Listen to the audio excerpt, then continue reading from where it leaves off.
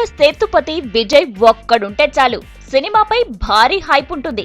అలాంటిది little stars కూడా entry అయితే ఇంకెలా ఉంటుంది. ప్రస్తుతం యాక్షన్ ఓరియంటెడ్ గా ఫ్యామిలీ బ్యాక్ డ్రాప్ లో తెరకెక్కుతున్న తేరీ మూవీపై కోలీవుడ్ లో విపరీతమైన చర్చ జరుగుతోంది.